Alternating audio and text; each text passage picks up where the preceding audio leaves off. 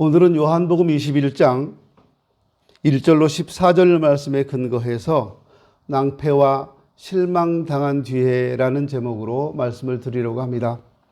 오늘 본문에 보시면 베드로를 비롯해서 7명의 제자들이 디베랴 바다에서 고기 잡는 모습을 볼 수가 있습니다. 이 디베랴라고 하는 바다는 갈릴리 바다를 얘기하죠. 바라보는 방향에 따라서 우리도 그렇게 부르잖아요. 우리는 앞산이라고 그러는데 저쪽 동네 사람은 뒷산이라고 부르고 또 옆 사람은 옆산이라고도 불러요. 이 디베랴 바다는 티베리아스라고 하는 그 마을, 그러니까 로마 황제 티베리아스가 그 이름을 기념해서 만들어 놓은 신도시가 있어요. 거기서 바라볼 때는 디베랴라고 하고요. 다른 데서 볼 때는 갈릴리라고 하고요. 또 그 호수 건너편에서는 게네사렛이라고 해요. 그래서 똑같은 바다인데 그 바다를 바라보는 곳이나 사는 곳에 따라서 지역에 따라서 다르게 부른다는 겁니다. 서로 다른 호수가 아니고 똑같습니다. 갈릴리 바다, 디베랴 바다, 게네사렛 호수 같은 말입니다. 다. 이 디베랴 바다에서 고기 잡는 모습을 볼 수가 있는데 바로 3년 전에 이 자리에서 예수님께서 고기 잡는 어부였던 베드로에게 말씀합니다. 나를 따르라. 내가 너로 사람을 낚는 어부가 되게 하리라. 이렇게 말씀하셨었어요. 그래서 예수님 제자가 되었던 베드로였는데 이제 3년 만에 다시 원점으로 돌아와서 다시 갈릴리 바다에서 고기를 잡고 있었습니다. 겟세마네 동산에서 모든 제자들이 뿔뿔이 흩어졌습니다. 베드로는 안나스의 법정에서 예수님을 모른다고 3번이나 부인하고 도망쳤습니다. 다음 날 숨어서 있는데 들리는 소문이 예수님이 십자가에 못 박혀 죽으셨대요. 하늘이 무너지는 것 같았습니다. 내가 3년 동안이나 모셨던 우리 선생님이었는데 십자가에 죽으셨다는 거예요. 할 말도 없고 어떻게 살아야 할지 막막합니다. 근데 또 한 이틀 지나서 들려오는 이야기가 그분이 살아났대요. 그래서 무덤으로 막 달려갔습니다.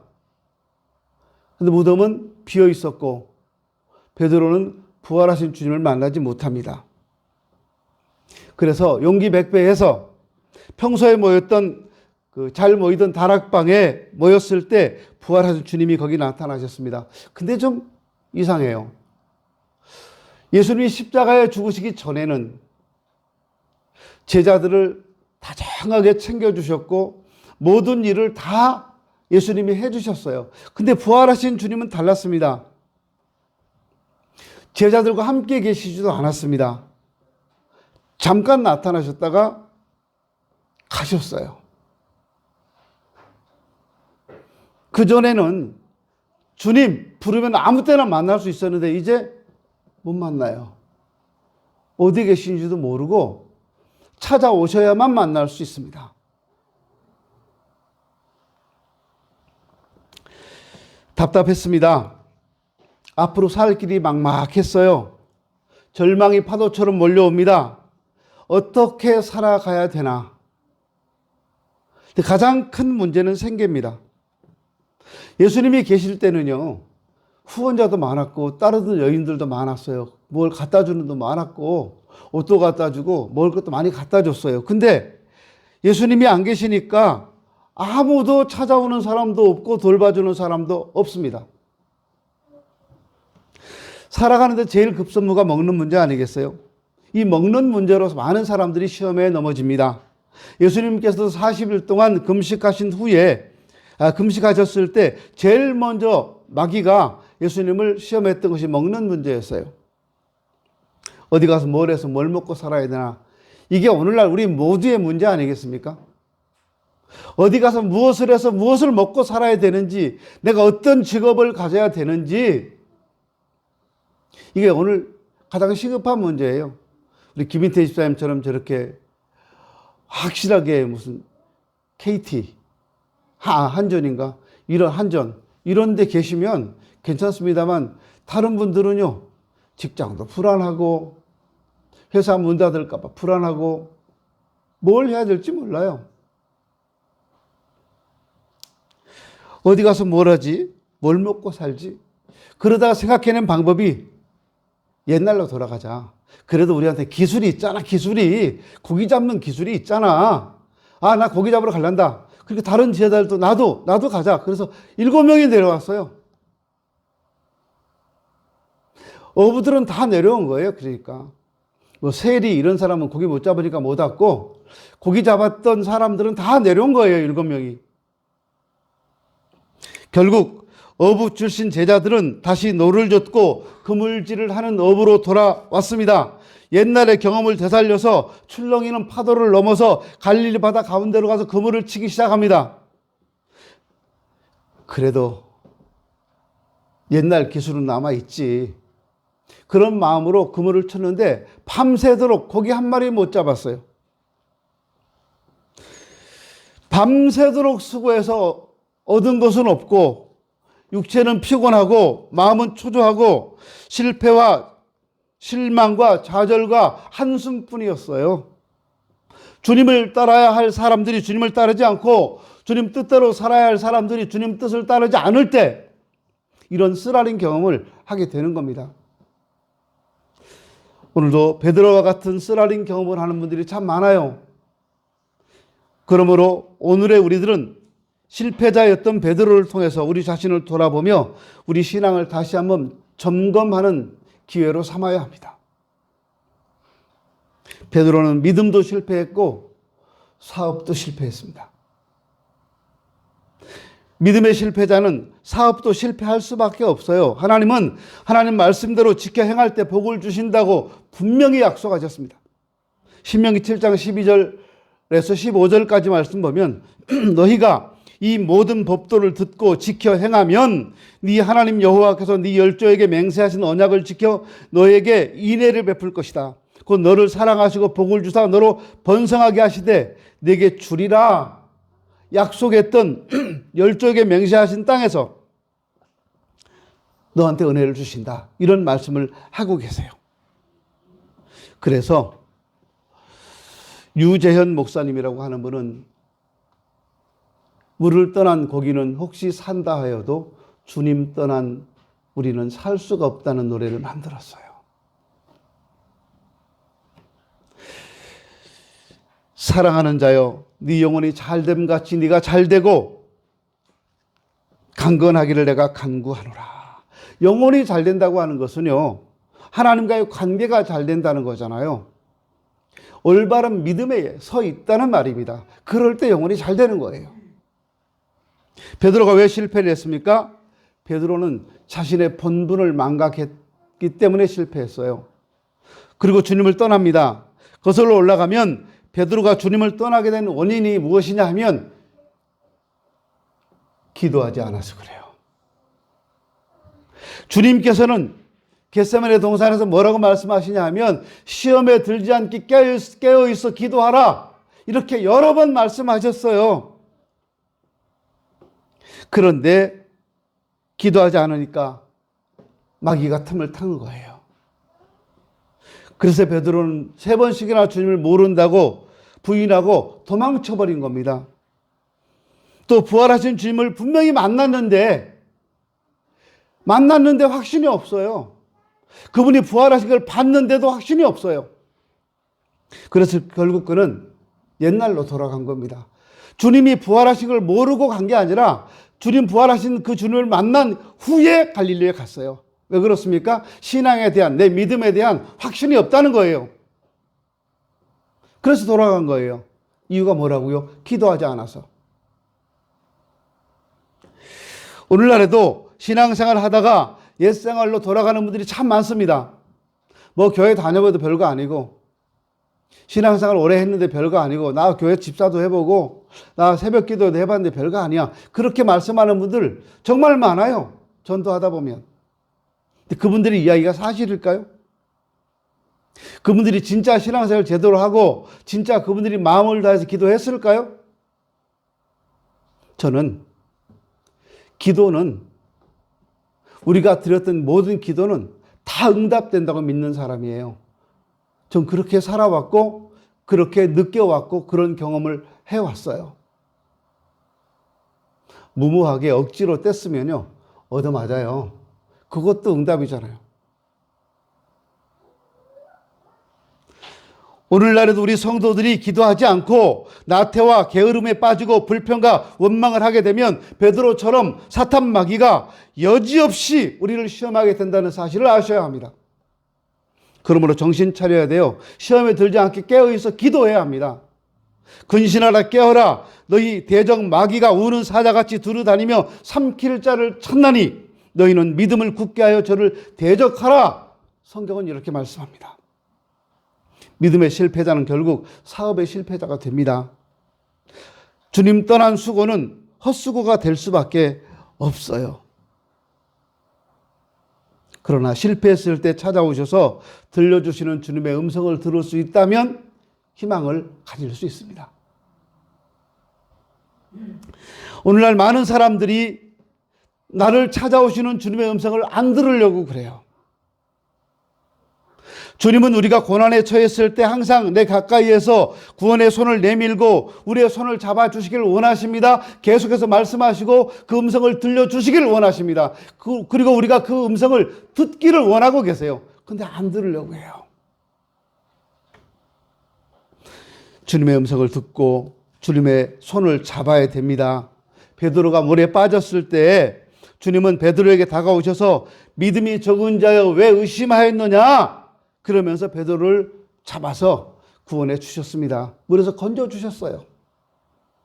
오늘 본문 말씀 중에도 베드로가 밤새도록 수고하였으나 고기를 잡지 못했을 때 주님은 베드로에게 말씀합니다. 그물을 배 오른편에 던지라. 그리하면 얻으리라. 사랑하는 여러분, 주님의 인자하시고 사랑 많으신 능력의 말씀을 들으신다면 그 말씀에 따라 순종할 수 있어야 합니다. 주님이 함께 하시고 주님의 방법으로 주님 말씀에 순종할 때 밤새도록 수고하여도 얻지 못한 것을 단 한 번에 만선의 기쁨으로 바꿔주시는 분이 주님이십니다. 여러분, 지금까지 성공하셨습니까? 지금까지 실패하셨습니까? 성공하셨다면 주님 말씀 안에서 더 큰 성공을 기대해도 좋습니다. 실패하셨다면 주님 방법대로 한번 해보세요. 그러면 성공하게 될 것입니다. 그물을 배 오른편에 던지라 말씀하실 때 누구세요? 제가요, 어젯밤에 그물을 오른편에도 던지고 왼편에도 던지고 앞에도 던지고 뒤에도 던지고 다 던져봤는데 그물 겨우겨우 씻어서 걷어 올렸는데 또 내리라고 거기 한 마리도 없는데 이 바다 지금 거기 없어요. 거기들 다 외출 가고 휴가 가고 거기 한 마리도 없는데 또 내려요? 안 잡히면 책임질까? 당신이 그물 끌어올릴 거야? 이렇게 말하지 않았어요. 그물을 배 오른편에 던지라고 했을 때 이때 베드로와 제자들의 상태가 어땠을까요? 밤새도록 그물을 내리고 허탕치고 엄청 지쳐 있을 때예요. 어쩌면 그 그물을 내려서 다시 끌어올릴 힘이 없었을 수도 있어요. 그런데 순종했어요. 이것이 성공으로 가는 길이에요. 여러분, 우리가 주님 말씀을 들을 때 설마 에이 저 말씀으로 되겠어? 라고 생각하지 마세요. 혹 그런 생각이 들지라도 예수님께서 하신 말씀대로 한번 해보세요. 해보지도 않고 실패만 계속 하시겠어요? 한번 해보세요. 하나님께서 명령하신 대로 말씀에 순종하여 살아라. 그럼 한번 해보세요. 무엇을 먹을까 무엇을 입을까 염려하지 말아라. 그럼 염려하지 말아보세요. 말고 살아보세요. 아이고 목사님 직장생활 안 하시니까 그런 소리 하죠. 혹 그럴 분 계세요? 글쎄요, 여러분의 직장생활이 엄청 힘드신 거 알아요. 근데 여러분만 직장생활 하는 거 아니잖아요. 세상 모든 사람이 다 직업을 가지고 있어요. 다들 나 하고 싶은 대로 하는 게 아니라요. 하나님 말씀대로 하는 분들도 진짜 많아요. 근데 그분들에게 하나님이 얼마나 축복하셨는가를 한번 보시자는 겁니다. 실패의 밤은 지나가고 주님 말씀에 순종한다면 반드시 성공의 아침이 다가올 것입니다. 허탈과 피로와 초조감으로 밤새도록 헛수고만 했지만 그 실패의 밤은 지나가고 성공의 아침이 지금 다가오고 있습니다. 왜요? 예수님이 찾아오셨으니까. 실패한 그 자리에 예수님이 찾아오셨으니까. 낭패를 보고 실패를 경험하고 쓰라리는 가슴을 부여안고 그렇게 있는 그 자리에 주님이 찾아오셨으니까 이제 성공할 수 있다는 거예요. 예수님이 없는 밤, 예수님이 없는 배, 예수님이 없는 고기잡이는 실패할 수밖에 없어요. 그러나 예수님이 함께 하시는 새벽, 예수님 말씀에 순종하는 제자들에게는 그물이 가득하고 배가 가득하고 마음에는 은혜가 충만하고 기쁨과 은총과 축복이 충만한 새벽이 왔다는 것을 아셔야 합니다. 실패의 밤이 지나가야 성공의 아침이 오게 돼 있어요. 해산의 고통이 없이 어떻게 아이를 출산하는 기쁨을 맛볼 수 있겠어요? 남자들은 해산의 고통을 모르잖아요. 그게 얼마나 아픈지 모르잖아요. 분만실에 들어가서 여기저기서 막 소리 지를 때 남편들은 밖에서 복도에서 발만 동동 구르고 있잖아요. 오늘 요즘 같이 들어가기도 한다 그래요. 그 아픔을 모르니까 아이를 분만했을 때 산모, 엄마가 느끼는 그 행복이나 기쁨을 모르는 거예요. 그 피덩어리를 바라보면서 좋아하는 그 엄마의 마음을 아버지들은 잘 몰라요.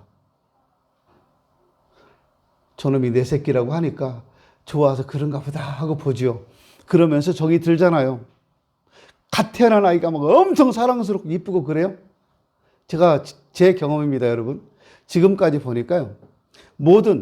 전국에 태어난 모든 아이들은 태어난 얼굴이 다 똑같은 것 같아요.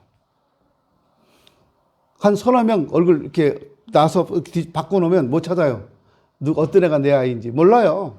똑같아요. 근데 다들 한결같이 뭐라 그래요? 애기 갓 태어난 아기 보여주면 와 잘생겼다. 저 콧노래 어떡한 거 봐. 다 이렇게 말해요. 애기가 콧노래 어떻게 해요? 다 뻘게 가지고 뭐. 근데 다 예쁘대요. 왜 그렇습니까? 내 아이니까. 근데 그러다가 시간이 지나면서 한 달씩, 일주일씩, 한 달씩, 두 달씩 지나면 정이 들어요. 그러면 그때부터 얼마나 예쁜지 몰라요. 애가 혼자서 노는 거예요. 근데 나보고 웃는다 그래. 뭘 나를 보고 웃어, 나를 보고 웃기는. 저봐 나보고 웃는, 뭘 나를 보고 웃냐고. 그냥 웃는 거지 얘가. 근데 엄마 아빠는 다 아기가 나를 보고 웃는다고 생각해요. 그래서 막 행복해하고 그래요. 근데 여러분 생각해 보셨어요? 여러분이 예수님을 향해서 그렇게 웃어줄 때 하나님이 얼마나 기뻐하셨을까 생각해 보셨어요? 우리가 하나님을 향해서 그렇게 펑긋펑긋 웃어주면 하나님이 얼마나 좋아하시겠어요?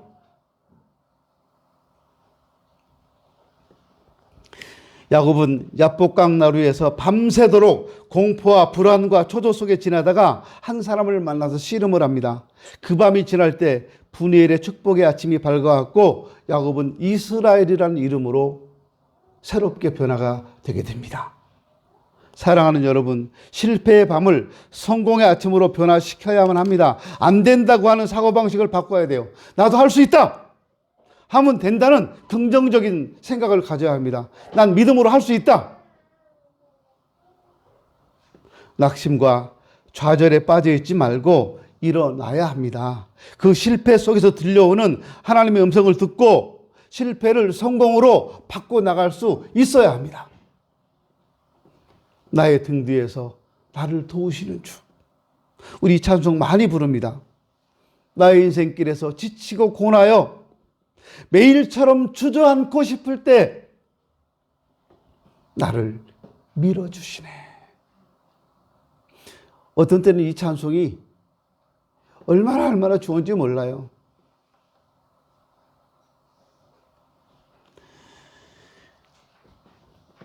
우리에게 실패의 밤은 이제 다 지나갔습니다. 여러분 성공의 아침을 꼭 맞이하시기 바랍니다. 금년 2022년이 여러분들에게는 가장 성공적인 한 해가 되었으면 좋겠습니다. 그동안 기도했던 거, 그동안 우리가 바라고 꿈꿔왔던 일들을 다 이루는 한 해가 되었으면 좋겠습니다. 그물을 배 오른편에 던지라는 주님 말씀에 순종하였더니 어찌나 많이 고기가 잡혔는지 배가 잠길 지경입니다. 이런 기적은 베드로의 기술이나 베드로의 수고와 노력의 결과가 전혀 아닙니다. 오직 주님 말씀으로 이루어진 겁니다. 실패의 밤은 사라지고 성공의 아침이 온 겁니다. 왜요? 주님이 오셨으니까. 내 삶에 주님이 찾아오시기만 하면 우리도 일어날 수 있는 겁니다. 우리도 성공할 수 있는 겁니다. 또 한 가지 기적은요. 이렇게 많은 배가 잠길 정도로 큰 고기가 153마리나 잡혔는데 그물이 찢어지지 않았다. 성경 기록하고 있어요. 아무리 많이 잡혀도 그물이 찢어져 새 나가면 소용이 없잖아요. 혹시 여러분 이런 생각 해보셨어요? 물고기 153마리면 얼마나 될까요? 그게 양이, 부피가. 요즘은 엄청난 큰 배들이 있고 그물이 커서 153마리가 아니라 15,000마리가 잡혀도 것도 없어요. 근데 문제는 지금부터 2000년 전이에요. 혹 여러분들이 이 베드로랑 이 제자들이 물고기 잡으러 갈 때 탔던 배를 보셨는지 모르겠는데 전 봤어요. 카누처럼 생긴 그 통나무 파가지고 길쭉하게 길어요. 거기다가 물고기를 어떻게 100마리를 택도 없는 얘기예요. 근데 그렇게 많은 고기가 붙잡혔는데 배가 지금 가라앉을 지경이라고 성경은 말해요. 근데 그물이 안 찢어졌어요. 찢어지면 고기들이 다 새 나가잖아요. 그럼 수고가 다 헛된 수고가 되잖아요. 이걸 헛수고라고 해요. 그런데 그물이 안 찢어졌어요. 여러분 돈을 아무리 많이 벌어도 새 나가면 무슨 소용이 있겠습니까? 열심히 일해서 지독하게 아껴서 하나님 앞에 11조도 아까워서 하지 못하고 감사한금도 아까워서 하지 못하다가 어느 날 갑자기 우한 질고 생겨보세요. 고생은 고생대로 하고 물질은 몇 갑절로 새 나가고 맙니다. 하나님이 지켜주셔야 됩니다. 하나님은 11조를 드리는 사람에게 황충을 금하고 기한 전에 떨어지지 않게 해주신다고 성경에서 약속하고 계십니다. 오늘 우리에게도 이와 같이 주님이 찾아오시고 함께 하시고 도와주시고 또 하는 은혜, 그 도우심이 필요한 사람들입니다. 주님이 함께 하실 때 모든 것을 얻을 수가 있고 주님이 함께 하실 때 우리는 희망을 가질 수 있어요. 하나님이 함께하는 아침은 그물이 가득 차는 아침이고 배가 가득하고 그물이 찢어지지 않고 마음에는 은혜와 기쁨이 충만한 아침이라는 사실을 기억하십시오. 오늘 우리들의 삶이 실패냐 성공이냐 하는 판가름은 예수님을 의지하고 사느냐 예수 없이 사느냐에 달려 있습니다. 주님과 함께하는 축복의 삶이 되시기를 바랍니다. 육지에 올라와 보니까 주님께서 조반을 준비해 놓으셨습니다. 밤새도록 지친 제자들은 허기져 있었어요. 정신적으로도 힘들었고 육체적으로도 힘들었고 거기다 허기까지 져요. 주님은 영육에 일용할 양식을 주시는 분이십니다. 주님은 숯불을 피워놓으시고 떡과 생선도 구워놓으셨어요. 이거 떡과 생선이 숯불이 가져오는 그 상징적인 의미들이 있습니다. 숯불, 불은 성령을 상징합니다. 그래서 이사야 선지자는 숯불 같은 성령을 받았습니다. 제단에는 항상 이 숯불 같은 성령이 충만해야 되고 불은 불인데 연기가 나지 않아요. 그래서 눈물을 흘리지 않게 합니다. 그런데 완전히 연소되지 않은 덜 탄 숯은 연기가 많이 나서 다른 사람들 눈에서 눈물 나게 하지요. 오늘날 은혜 받았다고 하고 똑똑한 척하고 자기 혼자 잘난 척하는 사람들이 주의 종과 성도들 눈에서 눈물 나게 만들고 교회를 근심되게 하는 사람이 얼마나 많은지 몰라요. 잘 피워진 숯 같아야 되는 거예요. 여러분 다른 성도들에게 아픔 주지 마세요. 우리 교회는 그런 분이 안 계셔서 정말 좋아요. 떡은 그리스도를 상징합니다. 제자들은 먹고 살기 위해 바다로 나갔습니다. 그런 제자들에게 주님은 말씀하시기를 살기 위한 떡보다는 하나님의 떡을 먹어야 된다고 말씀합니다. 예수께서 대답하여 가라사대 기록되었으되 사람이 떡으로만 살 것이 아니요 하나님의 입으로 나오는 모든 말씀으로 살 것이라 이렇게 말씀합니다. 예수님이 또 말씀합니다. 난 하늘에서 내려온 생명의 떡이다. 예수님은 십자가에 달리시기 전 마지막 유월절 만찬 때 떡을 가지사 축사하시고 주시면서 이는 내 몸이라 이렇게 말씀하셨고 잔을 주시면서는 이것은 죄 사함을 얻게 하려고 많은 사람을 위하여 흘리는 바 나의 피 곧 언약의 피다 이렇게 말씀합니다. 주님께서 떡을 준비하신 것은 주님께서는 육신의 떡도 영의 떡도 다 필요하지만 그런데 주님께서 영의 떡이든 육신의 떡이든 우리 영육의 강건함을 위해서 양식을 공급해 주시는 분이라는 사실을 말씀하시는 겁니다. 주님이 주시는 양식, 이 생명의 떡이 풍성할 때 우리는 삶이 풍요로워질 수 있어요. 생선은 믿는 성도를 상징합니다. 근데 생선이 구워졌어요. 구워진 성도, 구워진 생선. 무슨 뜻일까요? 생선은 구워버리면 다시 바다로 못 들어가요. 생선은 구워버리면 그 구운 사람을 위해서 헌신하고 희생돼야 됩니다. 구운 사람이 먹는 거예요. 우리 성도들은 세상이라는 바다에서 주님께 붙잡혀서 성령의 숯불에 구워져 다시는 세상으로 돌아가지 않고 주님 피로 하신 대로 쓰임받는 도구가 되어야 합니다. 전에는 세상이라는 바다에서 내 마음대로 살다가 하나님 은혜로 예수 믿고 거듭나서 하나님의 자녀가 되었으니까 이제는 하나님 뜻대로 살아야 한다. 그 말입니다. 티베랴 바다로 고기 잡으러 갔던 베드로만 실패자가 아닙니다. 예수님을 은 30에 팔아버린 가룟 유다만 실패자가 아닙니다. 우리들도 여러 번 실패했던 사람들입니다. 그러나 주님은 바로 그 실패자를 찾아오셨습니다. 주님은 나의 믿음이 약해질 때, 내가 환난 당할 때 나에게 가장 가까이 오셔서 나를 부르시는 나의 주님이란 사실을 여러분 기억하십시오. 그물을 배 오른편에 던져라. 이렇게 말씀하시는 주님의 세미한 음성을 들으시고 여러분이 가진 실패의 밤을 성공의 아침으로 꼭 변화시켜 갈 수 있기를 바랍니다. 주님 말씀에 순종하고 주님 뜻대로 사는 삶에는 항상 만선의 기쁨과 은혜가 충만한 인생이 될 것입니다.